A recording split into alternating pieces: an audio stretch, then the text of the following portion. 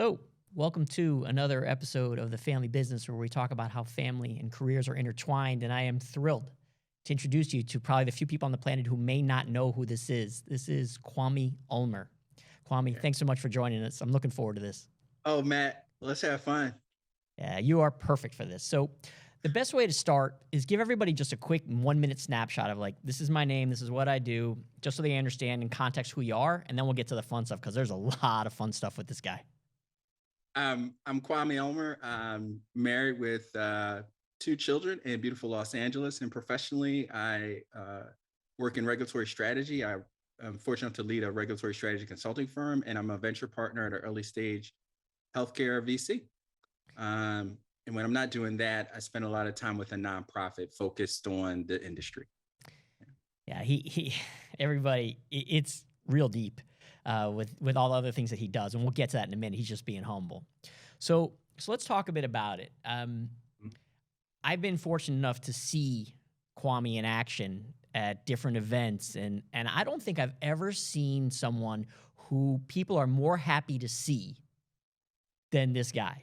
And so let's start there because happy is one of my favorite words. I use it all the time. Whenever I answer the phone and someone says, "How you doing?" I go happy. And everyone here kind of makes fun, but that's what I've been saying for 20 years. And so I think it's an underrated word. And I always have. I mean, it's not a frivolous word. Yeah. And so I'm curious because you seem always so genuinely in a good mood. So let's talk about that a bit. Is that something that you just naturally are, or did you work at that, or is that intentional? Because man, you come across just thrilled with life. You know, I think it's a mix. So part of it is I do think I get a little bit from my dad. He generally had a pleasant disposition, and he had challenges in his life. But the real answer is it's a choice. And I'm not trying to get too meta, too deep, but I've come to realize that in life you wake up and decide how you're going to feel. It's super cheesy, super cliche, but it is a choice. And um, specifically to get a little bit more granular, I try and engage in practices that give me joy, man. And that's quite candidly spending time with people who I'm excited to spend time with, meditating, things of that nature. Well, it shows because the one thing that I would say to describe you in one word would be authentic. I mean, that to me, you come across as that is exactly who you are.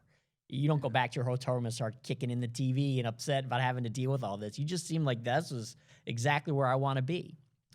So I'm curious about how you already just mentioned your dad, but I'm curious about your family side of you of how this has shaped you. I know that your wife and your kids are such a big part of your career and your life. So let's talk a bit about it. First, how'd you meet Germanique?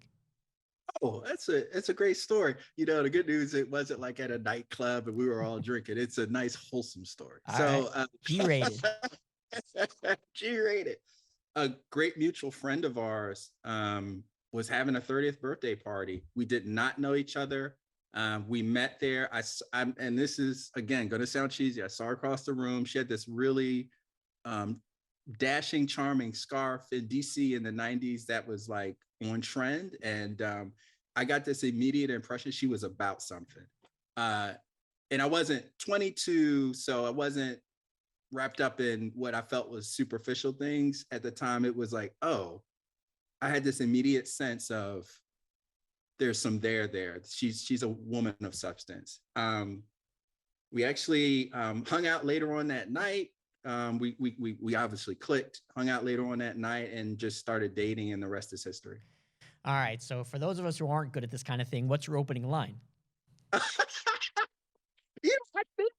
think after we chatted, it was something like, "Hey, do you want to go dancing after this?" And so she was like, "Sure, why not?" So we went to, and we lived in the same neighborhood. We didn't know it at the time, but we went to a local spot where you could hear some good music, and we danced all night. That's pretty bold. Can you dance? Because I You can't. know, I got a shoulder move, man. I got a shoulder move that is, I should have it patented. Really, it's pretty impressive. Is that from your alpha days back at school? Yeah. So, thank you. I always enjoyed a little dancing. I was not what's called the step master in my fraternity. I could keep up a little bit, but there are one or two moves that I work it. I Yeah, just work those two moves. Yeah. that's awesome. So if I remember right, you had mentioned something to me once about she had a professional or work related story that helped inspire you. So while we Yeah. stay on her topic for just a second, I'm curious how she impacted your career when you were first getting started, because I know that everyone has like that quintessential moment where they decide they're going to be more than what they are. And Mhm. I'm curious how she was involved in that. So the real quintessential moment was when I decided to go back to business school, and it was an executive MBA. And I know you've heard this story before. It was going to be a fair amount of time away. We had a Chinua was there by that time, um, and she is a working professional, so it wasn't a super easy decision. And oh, by the way, so that was decision number one. Are we going to be able to figure this out? Because I was going from DC to Charlottesville, one long weekend a month and a lot of nights of studying. And that was, she's just a generally supportive person. Quite candidly, we had made some financial decisions where financially it wasn't going to be a strain on us, took out the good old student loan, all Yep. that good stuff. And then the other big decision, which was really the big decision, was I got this job at Danaher. It's likely going to take us to Los Angeles. Will you support us? Does it make sense for our family to move? And after a couple conversations, she was in, and she said, "Yeah, let's do this." It's much more complicated than that, but quintessentially, she said, "I'm willing to go on this ride with you and take the family to Los Angeles." Because that's the big thing is, will you resent this 6 months from now? Will you be bringing this up every time we get in disagreement? You know, if we wouldn't move to Los Angeles, Kwame, then we wouldn't be having this problem. You know, and so you've got to get some buy-in. So it's great that she did that for you. It's incredibly generous when any spouse does that, and the kids too. And when your kids are older, and if they roll with it too, it just makes it so you can comfortably focus on your life and your career without feeling like, man, I dragged everybody out here and I just destroyed their lives. Yeah, and it wasn't she worked at the time, she worked for a medium-sized nonprofit as a vice president. It wasn't clear that she was going to be able to keep that job. So that was a risk for her. And she was willing to take it. It turns out that she's really, really good at what she does. And she actually worked remotely. And this was before working remote was cool. She worked remotely in that role and stayed in that role. So, so both of you are nonprofit folks on top of all of these other things that you do. Jiminy, man, the show's going to go on for way too long. There's a lot of things to cover. All right, so that's a quick story we should mention. You mentioned Chenua, and I would love you to tell that story about how he got his name, because I think that's great. I love kids' books, and I didn't know this, Yeah. and I would love to hear your version of it real quick, because I don't think people would know the reference. So there are a couple transformative books that I've read, like everyone. For me, it was the autobiography of Malcolm X. There's a book on African American history, which lays out our history before slavery and beyond. Then there's this book called Things Fall Apart. Things Fall Apart was written by some of your podcast listeners may have heard of them, an author called Chinua Achebe. Turns out I believe he's a Nobel Prize winner, very prolific writer. He's considered a bit of the Mark Twain of sub-Saharan Africa. And it's a rites of passage story. And it just stuck with me. So when Chinua was born, we were very open to a name like Matt or a name like Malik. Like, yeah, like it could have been anything. And my wife again was kind. She's like, okay, you can name our son, give him the first name. So it just felt right. And even we had the whole conversation about, this is a very African name. How's that going to impact him growing up? But I guess growing up with a name like Kwame, I just figured he would figure it out. Yeah, you know. I think people grow into their name. Like my son was supposed to be named Charlie. He was going to be Charlie for months. And the minute my wife kicked him out, I look at him and I go, that's not Charlie. I go, Charlie's the dog. Charlie's great when he's 4, and Charlie's great when he's 84. But the 80 years in between, I'm not calling him Charles or Chuck or Chucky. Yeah. I'm like, Amy, no. She goes, what do you want? I said, I'm an old movie guy. And Spencer Tracy was one of my favorite actors. And and plus there was a great show with Robert Urich called Spencer for Hire. That was like a cops show. And I said, I want to call him Spencer. And the nurse goes, I love it. There's some nurse who wouldn't even know her name. She was the closing vote. And so he became Spencer 16 years ago. Yeah. So does Zadie have a story, or do you make one up just to make her feel good? How do you handle that? She was named after an author. My wife really loved this book and books that she's written. Zadie. Now I'm going to blank on the last name. Zadie. It'll come to me. But she's named after a famous British author. Fantastic. I love the impact that books have on a family. You know, we have literally a library at my house, and the kids. Although my son has not been as much of a reader, my daughter was voracious though, and I just think it helps kind of bind you, because when you read it and you can talk about it, there's some connection that happens. It's not just seeing a movie, because you imagine the book in your head. You know, you're not seeing anything; it's how you see it. And I don't know. I just always thought that there was something connecting about this. Now, there's one other piece about you that's a bit different that I've never talked about on this podcast before, because I've always been unsure how people would respond, but it's the concept of faith. And I know that you are a faith-filled person, so I'm curious about how your faith has interacted with your career and your family, and how it's been involved in some of the decisions that you've made. Yeah, I appreciate you asking me that. And I think it goes for many people who are people of faith. So when we were thinking about moving to Los Angeles, it was a conversation, obviously, between me and my wife. But I also had grown to become very close to my pastor. And we actually, and he's one of these cool pastors. So we were actually sitting at a bar talking this out, right? And he's giving me advice. I trust him implicitly. And he helped me think, first of all, it's a head and a heart decision. So he helped me think through the head part. And I think rabbis, pastors, imams don't get a lot of credit for all the problem solving that is part of their job, that they work through people with. And he gave me some ways to think about the family, and is this a right move for the family?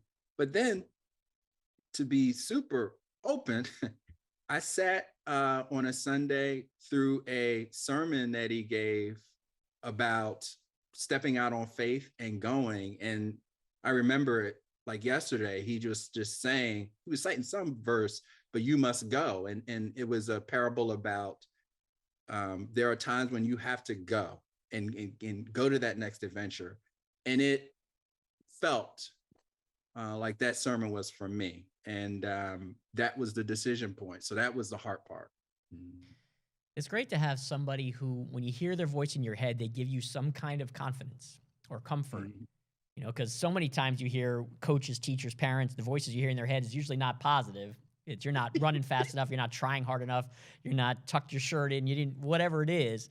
But when you hear somebody that you love and believe in, and they tell you you can and you will and you should, it's just empowering. And I love hearing that you form that relationship. Now, are you still in touch with this individual, or is it distance has made it difficult?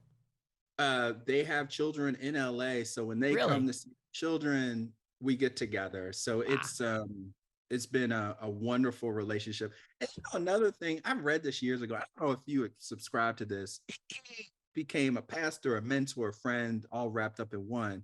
But he's 10 years older than me. And I just read one time that, generally speaking, the best mentors are about 10 years ahead of you, you know, and I just reflect on that as well. I don't know if you've experienced that or think about it. Well, you know, it's funny you should say that, because did you ever see that speech that Matthew McConaughey gave? I know the one where he hits his chest. Yeah, he says his mentor and the person he wants to be is himself 10 years from now. That's right. And it's funny you should say that, because that's exactly what he says. He goes, that guy is the guy I want to be. And he goes, I want to think like that guy and be mature like that guy. And it's just interesting you would say that. Well, look, your career has been consistently impactful. And so let me give everybody a little bit of some hindsight here. So this is a physics major at Lincoln, which is an HBCU school, and he winds up becoming a deputy director at the FDA. So we got to talk about that because that just seems like a circuitous kind of path to get to that particular level. So when you went to school there, were you aware of the opportunities at the FDA? Did they come to your school? Like, how did that happen? You know what? It was a mentor who was a couple years ahead of me, and he was in graduate school at the University of Virginia.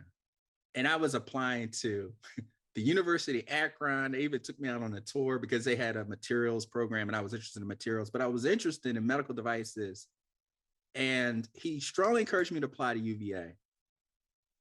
When I went to UVA, I found a professor that was working on nitinol, and you're in the business. Yep. This was in the 90s. And he said, hey, young man, nitinol is going to be used a lot in medical devices. And that really is the story. And then another UVA grad said, oh, Kwame, you know nitinol. We need someone who understands nitinol at the FDA. Would you apply? So it was a series of relationships that got me to the FDA. But it all started at Lincoln and that mentor. I get the vibe that nobody leaves a conversation with you angry. Has there ever been a time in your life where someone walked away where they said, that son of a Kwame, I'm never talking to that, you know, whatever again? Like, have you ever left a conversation angry? You know, to get serious, I've had to fire people. Yeah. I've it's funny. I had to politely tell someone about this pretty major social event my wife and I were putting on, and apologize that an invitation basically was lost in the mail for this person. And so I've had a few kind of crucial conversations where, you know, to your point, Matt, like I think you're the same way. You want to leave at a minimum with resolution, respect, and ideally with people feeling like, oh, and 90% of the time that's how my conversations end, but I'm human. So sometimes we just agree to disagree, you know, maybe a little cussing at the end. But yeah, those are the stories. I want you to wear a GoPro so I can see that conversation because I don't believe it. You know, I coach a lot of youth sports, and you're right in one thing. Usually most people I have a good encounter with, but when I coach, I'm fairly competitive, but in a proper way. But I definitely get fired up. And the one coach said it one time, and my brother overheard it, and to this day, he doesn't let me live it down. He said, everybody's got a Matt Kaufman story. And I'm like, yeah, that's true. I go, you're right. And so it's not always perfect, as you say. You have your moments, too, where you have to stick your hand out at the end of the game and talk to the ref afterwards and smooth it over. Mm-hmm. So you do something that I'm envious of. You lecture at UCLA. Yeah. So do you actually teach a class, or what is it that you do there? So Jennifer McKinney, she runs the UCLA Biodesign program, was interested in co-teaching, and we had nurtured a relationship that was positive. And she said, yeah, do you want to co-teach this class for me? And I jumped at the opportunity. I mean, UCLA is UCLA. So we would, for the first couple of years, trade off on lecture topics. She was talk about gracious and kind. She was open to me identifying guest speakers and guest lecturers. So that's how it worked out. And it's quite rewarding. As a matter of fact, one of our students from last year is now a corporate VC at Kaiser Permanente. Really? So we get to interact on a different level now. So it's quite rewarding. A lot of work, but quite rewarding. And so how responsive are the students? Are they graduate level students or are they undergrad? Graduate level. Okay, so they're adults. Yeah, they're adults. You know, they come in, they realize, hey, I'm paying for this, so I'm going to get my questions out. I'm going to get my questions answered. Yeah, they're mature students. Do you find that they're receptive, or are they either so informed or so opinionated that sometimes it's hard to break through? Because sometimes at that age, you're pretty sure you know everything. Yeah, you know, it's funny. I would say, and this is, I'm going to stereotype, the bankers, you know, I did IB, you know, that profile of person. Yeah. They can kind of come off as I figured this out. the people who are like from Edwards, or it's not St. Jude anymore, but the medical device people, they're very open-minded. The people who are in strategy tend to be fairly open-minded. Um, Consultants. So those are the mix of types of backgrounds of students I work with, and they all tend to be open. Mhm. So how about the quality time you spend with your kids? Because Mhm. you're on the go. You travel a ton. You're involved with so many different side projects in addition to your full time job and running a full time organization on the side. I'm curious though how you squeeze quality time in and what do you do? Like when you're like, okay, Shannon, well, this is our time. We're gonna do what? The best thing that happened is my son would be buzzing around the house, shimmying, dancing, all this stuff he's been learning on like K-pop dances. And for months, people say you should get him in dance class. Get him in dance class. Get him in. We got him in dance class. Oh my gosh, I get so much joy just dropping him off at dance class and recording his moves. He learns a routine, and I send it out to my family, and I bring him a burger or chicken tenders, and we just like hang out. And it's not baseball, it's not karate, but he loves it, and I love it because he loves it, and that's how we bond. Recently, yeah. I'll tell you this. Someone asked me. Actually, no, that's not what happened. A family we're very close with, moved to Vegas 2 weeks ago, and we're my son and their daughter were like best of friends. And I tried to explain to her how underrated it is as a parent to have somebody quote unquote get your kid, to understand what lights your kid up. So when you find a dance teacher or a dance class that makes him shine like that, it's the best, the absolute, because you just see your kid in their ultimate potential of just being happy. And I love that you found this thing at 12 years old. He's already found it. I honestly, I don't come from a family where people were physical in the sense, I don't have an uncle who played in the NBA, or I don't have a aunt. I had one aunt who was a police officer, but most of my people kind of social services, etc. So when he found something, he's physically very talented. When he found something that he was talented with and it was physical, I thought, oh, great. He can burn calories, stay fit, and he really enjoys it. It's great. Yeah. It's awesome. My daughter's danced for 17 years. She's dancing in college now. Oh, And wow. yeah, you can dance your whole life. My wife has. She was dancing from 3 years old until now, and she's such and such an age. And yeah, someone's gonna Right. see this, and hopefully I don't have to hear that. So, what about Zadie? What do you do with her? So Zadie and I, it's a little bit more cerebral. Zadie, let's go get lunch. Sometimes I'll try and engage her. We'll sit down and she'll tell me about her day at school. Um, oh, she teaches me because she loves this stuff. And when we were young, this wasn't a thing, K-pop. And she'll talk to me about the names of the different groups, fans. She's like, oh, I'm a stray or a stay. And so I know she's into it. So I try and get into it with her and have whole conversations around anime and K-pop, because that's her thing right now. Yeah, they love that. Like for instance, my son lately has gotten into jujitsu. And Mm. and he's built like a broom. He's 5'10", 126 pounds. I mean, he looks like a toothpick. He looks more like a toothbrush with his hair. And yet he loves this stuff. And I've done martial arts all my life, but I never was a big fan of the MMA side because it's a little rough for me. Yeah, yeah. I like the athleticism of martial arts and the beauty of it and the discipline of it, but I don't want to beat the hell out of somebody. And so, but he loves it. And so I started watching these with him, and I wrestled a bit growing up. My dad wrestled a bit, so we work almost every night. He comes at me, like a big Mm. spider monkey because he's so much taller than me. I'm only 5'5", and this kid like jumps on my back. So, and I love it because he loves it, just like you're saying. And I would never thought I would be doing this, but this is what he wants to do. So that's that. Tell me a bit about Wavemaker. I didn't know much about your investment side of what you do. And so Yeah. if you wouldn't mind chatting about that, I think people would be interested, especially the seed side of it, because everyone's looking for seed money these days. Yeah.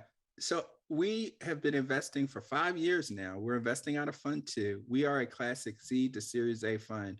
And to just put bounds on it, we generally become capital partners when companies are raising on the low end 1 million, on the high end $5 million.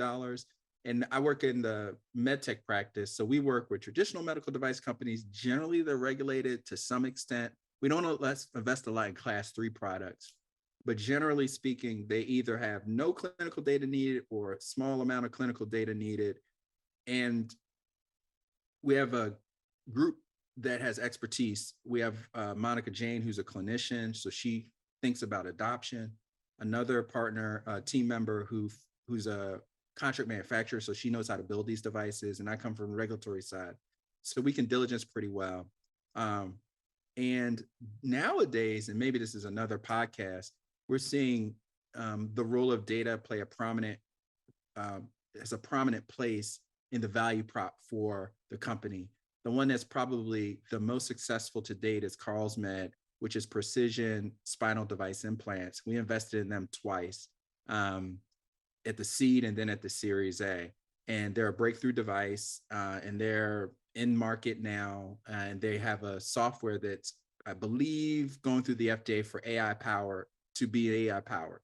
So that's an example of who we invest in. So it's interesting. If you wouldn't mind taking one more minute, because you triggered something with me about data. This is something that's been on my mind for the last, let's call it 5 to 7 years that data's been discussed.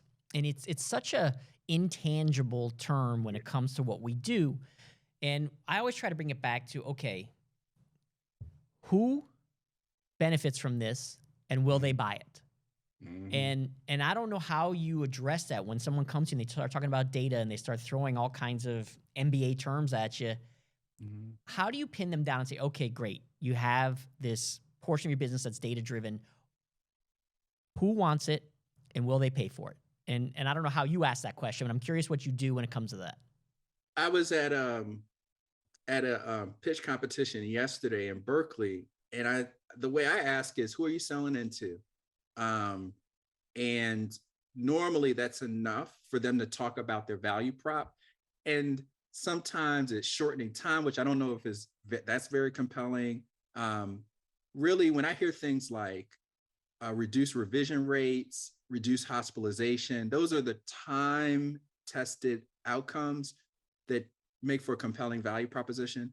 But to answer your question, Matt, I just try and figure out who they're selling into. If they say something kind of non-traditional, like we're selling into employer benefits plans, my brain has to think a little bit harder. And I think, well, maybe they haven't really thought through the value prop or the scaling or how you really monetize the data. Or maybe they have, and I just need to get clever. But long way of saying, I ask, who are you selling into? And normally a good CEO will riff off of that. Yeah, I would hope so. If they don't know the answer to that, that's a challenge. I mean, if they don't know, who does? So one of the things that I've been looking forward to through this whole conversation in the back of my mind is the elephant in your life, which is MedTech Color. Yeah, and I will tell you, you know how close I am with MedTech women, and I love those folks.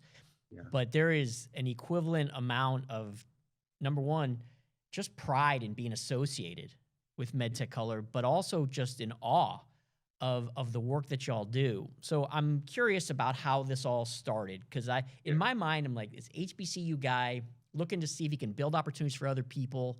I don't know if at Lincoln it was hard for you to get to the next level, and maybe this is what you're trying to do.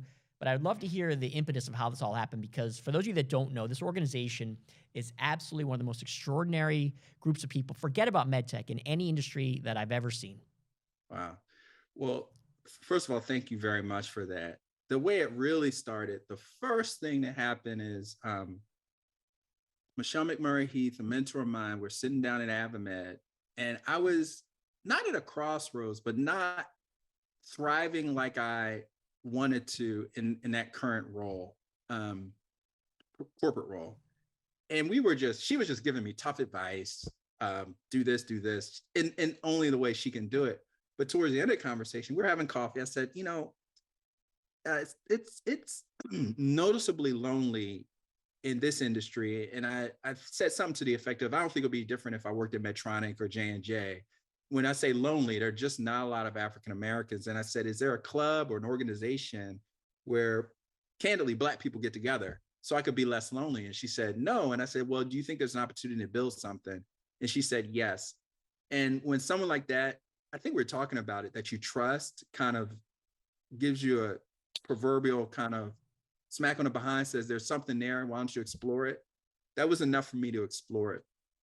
Then Danaher facilitated a dinner of 15 executives. And these will name the people who were at that table for that dinner are names you would recognize. Brooke Story from BD was there. Cindy Kent was there. Wow. Some really powerful leaders, and Milton Morris, who's a former CEO of Newspera. He now sits on several public boards. So these weren't junior people. Did you have Ebe? Was he there? Ebe, I think, yes, Ebe was there. Yeah, that guy is legendary status. He's an OG, man. I call Joe Mullings OG. Eve's another OG, man. Yeah, he's cut from the same cloth. And Lamont, yeah. Was Lamont there as well? Lamont was at the first breakfast. Yeah, that guy's something else too.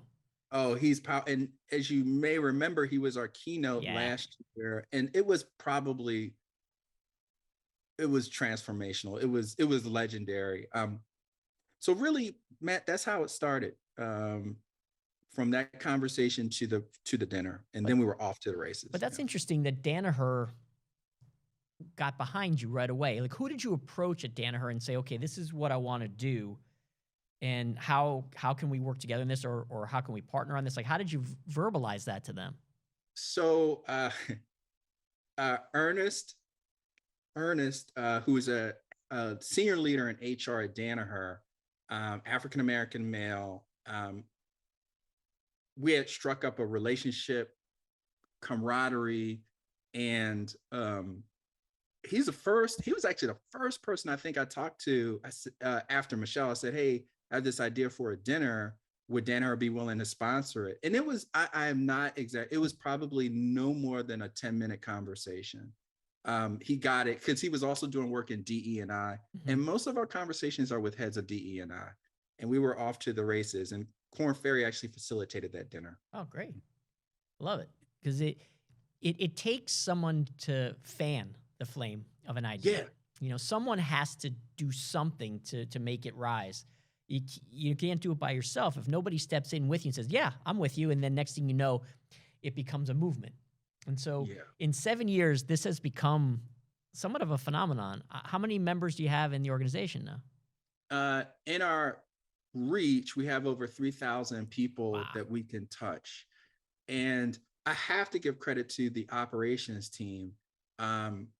We went through this awkward, I'll call it middle school phase, where we were asking people to volunteer or work part-time. But once we got full-time operations team members, it was, hockey stick, proverbial hockey stick. And Cheney Stennis, Ariano Martin Del Campo, and Danielle, they really, everything you see, they're behind the scenes making it go.